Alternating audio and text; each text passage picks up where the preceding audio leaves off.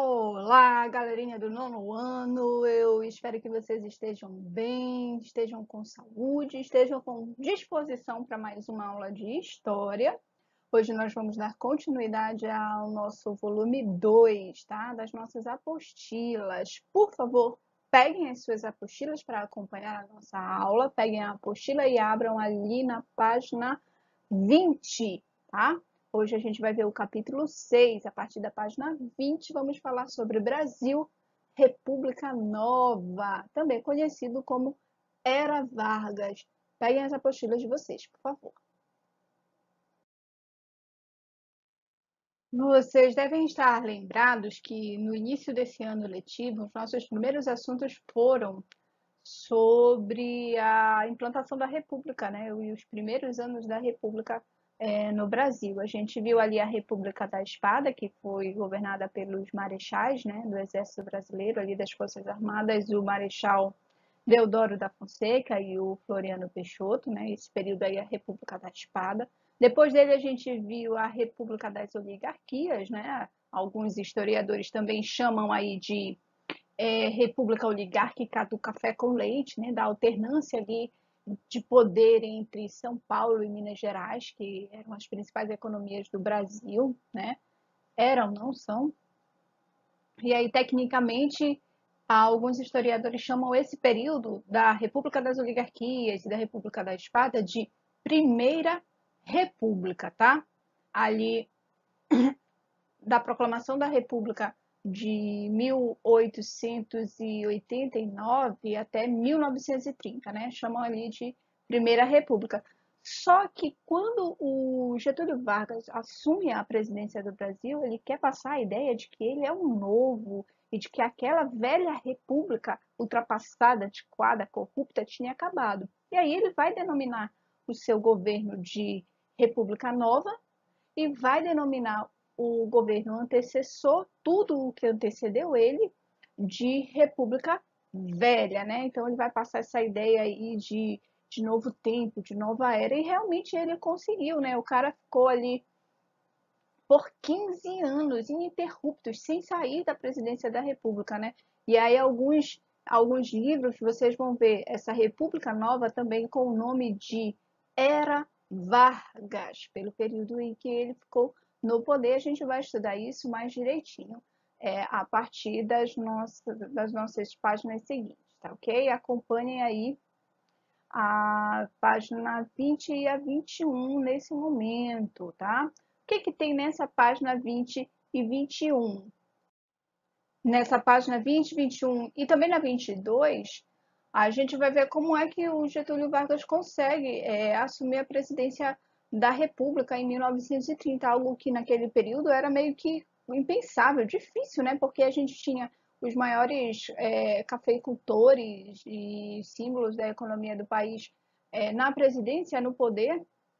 Acho que justamente por isso, né, que a gente vê a oligarquia de Minas e de São Paulo se alternando no poder, parecia que não tinha para ninguém, porque o restante da população brasileira e dos outros estados do Brasil, eles meio que ficavam, meio não, eles ficavam de fora dessa alternância do poder, e a oligarquia do café com leite governava só para eles, para os interesses próprios deles, e aí os outros grandes empresários, que não eram nem de São Paulo nem de Minas, que tinham outros tipos de negócios, eles ficavam meio de fora dessas operações e começaram a questionar a oligarquia do café com leite, né? Começaram a criticar e a formar uma grande oposição contra essa oligarquia, né? Eles se aproveitaram também de um racha que teve nessa oligarquia pelas eleições de 1930, porque aqui na página 21 a gente vai ver que o presidente da República era o Washington Luiz, e de acordo com a política do café com leite, como deixei aqui grifado para vocês, ele devia indicar um representante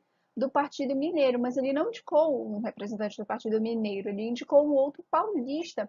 E aí os mineiros romperam essa oligarquia justamente muito desgostosos pela atitude do Washington Luiz, né? E aí nas eleições de 1930, eles também apoiaram as oligarquias que eram ali, faziam oposição a oligarquia cafeeira de São Paulo, né? Houve um racha na oligarquia do café com leite, na oligarquia entre Minas e São Paulo. Minas se retirou e começou a declarar apoio a outros empresários que formaram ali uma aliança liberal. Aqui, olha, essa aliança liberal formada pela grande oposição à oligarquia cafeeira de São Paulo, principalmente, para disputar as eleições de 1930. E essa aliança liberal vai concorrer como cabeça de chapa ali o Getúlio Vargas para presidente e vai indicar para vice do Getúlio Vargas o João Pessoa, que era do Nordeste ali da Paraíba, tá? Guardem essas informações, que daqui a pouco a gente vai continuar falando sobre isso na página seguinte, tá? Podem virar. Aqui a página 23 vai falar sobre como foi o processo eleitoral de 1930, né? Aí diz que o candidato apoiado pelo Washington Luiz, um outro paulista, o Júlio Prestes, ele venceu, mas ele venceu com base em muitas fraudes, né, que existiam naquele período. A gente sabe que se hoje já existem fraudes e corrupção no processo eleitoral, imagine naquela época que não existia nem a justiça eleitoral, né? E aí gerou um clima de grande frustração popular em relação ao resultado. Grifem tudo aí que está colocado aqui em cima, tá, galera? Aí diz assim que um político, o governador de Minas Gerais, chamado Antônio Carlos, disse assim, olha, a gente precisa fazer a revolução antes que o povo a faça, né? Temos que as elites políticas e econômicas dessa época que eram contrárias à oligarquia do café, cafeeira, né? Precisavam fazer alguma coisa para tirar essa oligarquia do poder antes que o povo fizesse, antes que essa revolução se tornasse popular, essa revolta popular se tornasse numa grande combate e que o povo fosse às ruas proclamar isso, tá? Então, ali, nesse contexto, se aproveitando ali de um incidente, infelizmente, o vice do Getúlio Vargas, o João Pessoa, ele foi assassinado lá no Nordeste, né? Ele foi assassinado por motivos pessoais, mas a Aliança Liberal, da qual o Vargas fazia parte, colocou a culpa no governo federal, né? E aí isso fez com que a população aderisse mais ainda à ideia de depor a oligarquia cafeeira, tirar o Washington Luiz da presidência. Foi isso que aconteceu. Em 3 de outubro de 1930, os revolucionários ocuparam o quartel-general de Porto Alegre. Para quem não sabe, o Getúlio Vargas é gaúcho. Se não sabe, vão saber, porque aqui embaixo tem um boxzinho falando sobre a biografia dele, né? Então, essa revolta começou por lá, por Porto Alegre. E aí uma junta militar depois, o Washington Luiz, e entregou o poder provisoriamente a Getúlio Vargas, tá? Ele saiu derrotado das eleições, mas aí se aproveitou de um incidente, causou uma grande comoção popular, já havia um clima de insatisfação e de revolta contra a oligarquia cafeeira, e aí ele conseguiu a presidência em 1930, tá legal? E aí começa o período que a gente vai chamar de Era Vargas. Aqui na página 23, você vai ver como é que está dividido esse período da história brasileira da Era Vargas, né? Diz assim que ele assumiu o poder no país por 15 anos, né? E chamou esse período de República Nova. Os historiadores também chamam de Era Vargas, tradicionalmente dividido em 3 fases. De 1930 a 1934, ele não tinha sido eleito popularmente, mas quem depois, a junta militar que depois o Washington Luiz entregou o governo de forma provisória para ele, então esse governo aqui é o chamado governo provisório.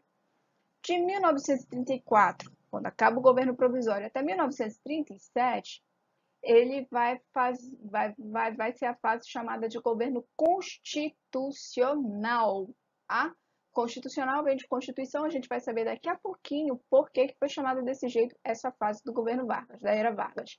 Em 1937 e a 1945, o governo dele vai ser chamado de Estado Novo. A gente vai ver como foi esse governo ali mais para frente, tá? E aqui na página 23 a gente também tem o nosso primeiro exercício, o organizando a história, tá? Peguem aí para acompanhar. A gente tem aí uma cruzadinha, vocês devem saber como preencher muito bem uma cruzadinha, tá? Sigam as dicas aqui, letra A, B, C, D ou E, coloquem aqui os nomes equivalentes, tudo bem? Aí aqui na segunda questão diz assim: escolha um desses políticos e faça uma pesquisa sobre a participação dele no período estudado e registre em seu caderno as informações que encontrar. Essa cruzadinha são sobre políticos envolvidos aí nesse período de 1930 e abaixo você vai escolher um desses políticos, o nome desses políticos que aparece aí na questão 1 para falar sobre ele, tá bom? Não precisa necessariamente ser o Getúlio Vargas, até porque é muito fácil, né? Já tem até uma biografia do Getúlio Vargas aqui, tá? Então a gente já pode virar a página. Aqui na página 24, a gente vai começar a ver sobre o governo provisório de 1930 a 1934, tá?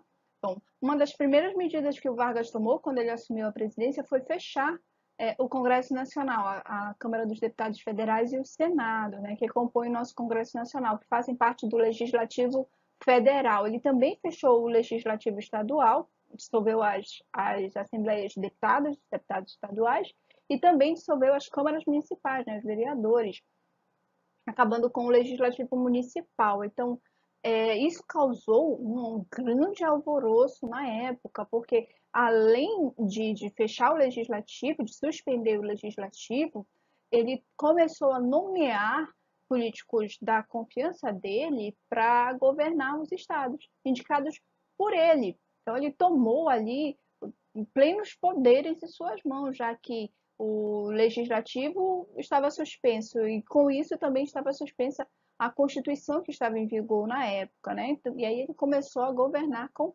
plenos poderes. Isso gerou um clima de revolta muito grande. Guarda essas informações aí que a gente vai precisar para entender por que ocorreu a Revolução Constitucionalista bem aqui, tá bom? Ainda aqui na 24, a gente vai ver também sobre o Conselho Nacional do Café, que o Vargas criou. Por quê? Nesse primeiro período aí do governo Vargas, o mundo estava atravessando a Primeira Guerra Mundial, e aí ele se aproveitou para fomentar o desenvolvimento da indústria brasileira para exportar principalmente para esses países que estavam na guerra, né?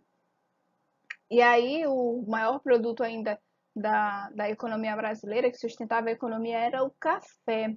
E aqui a gente vai ver que ele assinou o convênio de Taubaté, tá bom? Tá aqui o que foi o convênio de Taubaté, porque ele começou a comprar café dos cafeicultores brasileiros, né? Vocês sabem que existe uma lei invisível do mercado, eu já expliquei isso em sala de aula para vocês, sobre a oferta e a procura, a oferta e a demanda, né? Se tem muita gente querendo comprar pouco produto para vender, o preço desse produto aumenta. Agora, se tem muita gente querendo vender e pouca gente querendo comprar o produto, então o preço do produto cai, tá? Foi mais ou menos isso que aconteceu com o café brasileiro. Começou ali uma superprodução, apesar do governo estar comprando muitas sacas de café naquele período, os cafeicultores começaram a produzir ainda mais, houve uma superprodução, isso inflacionou o mercado, o preço do produto, do café, caiu, despencou. Inclusive, o governo teve que queimar algumas sacas de café, milhares de sacas de café, tá? Não foram poucas, e alguns setores ali, alguns cafeicultores, inclusive, foram à falência, tá? E aí, durante o governo de Vargas, grifa isso daí, foi criado o Conselho Nacional do Café, que visava diminuir os efeitos da crise e de dar novos rumos à economia brasileira. Suas principais decisões foram a queima de milhares de sacas de café que eles tinham estocado, né, para vender quando houvesse uma procura, um preço melhor, a diminuição das áreas dos cafezais, o incentivo à policultura, porque as pessoas parecem que só queriam plantar café, e isso aí é monocultura, cultivo de um produto, né? Vocês estão lembrados? Então vamos incentivar aí a policultura, cultivar mais produtos, né? Vamos plantar menos café. E o desenvolvimento também da indústria brasileira, tá? Aqui na página 25, a gente vai ver aqui um reflexo dessas primeiras medidas de Vargas aqui do governo provisório, né, que foi a Revolução Constitucionalista. O que foi essa Constituição, essa Revolução Constitucionalista que aconteceu em São Paulo em 1932? Bom, a gente só sabe que os paulistas saíram do poder na eleição de 1930, então eles estavam muito pé da vida com o governo do Vargas, né? A gente também sabe que quando o Vargas assumiu o poder, ele fechou as assembleias estaduais, as câmaras municipais, fechou o Congresso, e aí ele nomeou interventores para governar os estados políticos da confiança dele, e nomeou interventores para São Paulo, que também não gostaram dessa situação, né? Chegou o ano de 1932 e os paulistas queriam que o Vargas iniciasse ali um novo processo eleitoral para que pudesse haver o poder legislativo estadual, municipal de novo, e para que houvesse o Brasil também tinha que convocar as assembleias para elaborar uma nova constituição para o país, e o Vargas ainda não tinha feito isso. Então ali os paulistas, como dizia minha mãe, chutaram a fome com a vontade de comer, né? Já tinham essa revolta, sentimento de revolta em relação ao governo federal, em relação ao Vargas, e foram para as armas mesmo. Houve batalhas e o governo federal venceu as tropas paulistas, mas mesmo derrotadas, as tropas paulistas conseguiram o objetivo final, né, que era a convocação de novas eleições, tá bom? E aí o Vargas ele começa a publicar, ainda em 1932, um novo código eleitoral para o Brasil. E aí a gente vai ver sobre as melhorias, as novidades que esse código eleitoral trouxe a partir da página seguinte, tá? Vamos virar a página. Entre as páginas 26 e 27, a gente tem aí as melhorias que o Código Eleitoral, o novo Código Eleitoral trouxe, tá bom? Olha aqui, grifem esse primeiro parágrafo, tá? E desculpe a minha coordenação motora. Diz assim: buscando efetivar algumas de suas promessas, em fevereiro de 1932, Getúlio Vargas estabeleceu o Código Eleitoral Brasileiro, que trazia uma série de novidades, como o voto secreto, que antes era aberto, né? Por isso a gente tinha o voto de cabresto, mas agora passaria a ser secreto. O voto feminino, olha aí, novidades para nós mulheres que passamos a votar no Brasil em 1932, no governo provisório de Vargas. A representação classista, a representação de classes, de empregadores, de empregados, de profissionais, enfim. E a justiça eleitoral. A partir daí, a gente teria a justiça eleitoral fiscalizando esses processos eleitorais, tá? Aqui esse box, que continua aqui na página 27, vai falar um pouco sobre a luta das mulheres para essa emancipação política, né? Para o direito de votar e de serem votadas, de serem representantes, né? E aí a gente tem aqui também uma continuação falando ainda sobre essa luta feminina, sobre a participação feminina, sobre o papel que a luta feminina está desenvolvendo, está protagonizando nesse período, né? Diz aqui, apesar de serem muitas as dificuldades impostas pela sociedade da época, algumas mulheres assumiram cargos públicos. Uma delas foi a Alzira Solano, a primeira mulher da América Latina a assumir o cargo de prefeita. Ela tomou posse na cidade de Lages, no Rio Grande do Norte, em 1929. E em 1934, em Santa Catarina, a professora Antonieta de Barros foi eleita a primeira deputada negra do Brasil. Tá legal? Tem uma pesquisa aqui, mas que vocês não precisam fazer, tá ok? Então, aqui, apesar de terem sido derrotados na Revolução Constitucionalista de 32, São Paulo mostrou para Vargas que era um estado que não podia ser ignorado, pelo presidente da República, tá? Vamos virar a página. O Vargas publicou ali o Código Eleitoral e também convocou eleições para a Assembleia Nacional Constituinte. Ah, o que é isso? Uma Assembleia Nacional Constituinte é uma eleição para elegerem representantes da população para elaborar, para desenvolver um novo conjunto de leis para o país. Tá? Essa Assembleia Nacional que vai fazer isso, para elaborar a Constituição do país, tá ok? E essa Constituição ficou pronta aqui em 1934. O Vargas promulgou essa Constituição. E diz assim: a nova Constituição promulgada em 1934 garantiu alguns direitos sociais importantes aos trabalhadores, como salário mínimo, jornada de trabalho de 8 horas, férias anuais remuneradas, indenização ao trabalhador dispensado sem justa causa, além da assistência médica hospitalar.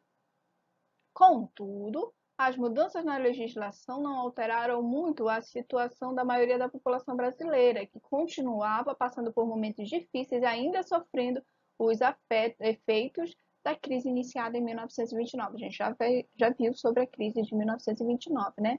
E aqui tem um organizando a história, tá bom? Que vocês vão precisar fazer. Diz assim no caderno, tá? Toda vez que vocês virem esse símbolozinho aqui, é para fazer no caderno.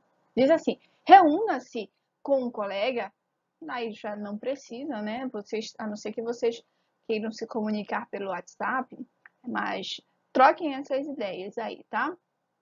Sobre a importância das conquistas dos trabalhadores garantidas na Constituição de 1934 e registrem as conclusões a que chegaram. Aí a gente tem letra A, salário mínimo. Por que é importante ter salário mínimo? B, jornada de 8 horas. Por que é importante trabalhar até ou somente 8 horas por dia? Verifique aí. C, férias anuais remuneradas. Por que é importante a gente ter férias e elas sejam remuneradas? E D, indenização por demissão sem justa causa. Por que isso também foi importante? Aí você vai escrever para cada uma delas, tá ok? E aí daqui a pouco a gente vai falar sobre o governo constitucional de 34 até 1937, tá bom? Aguardem aí.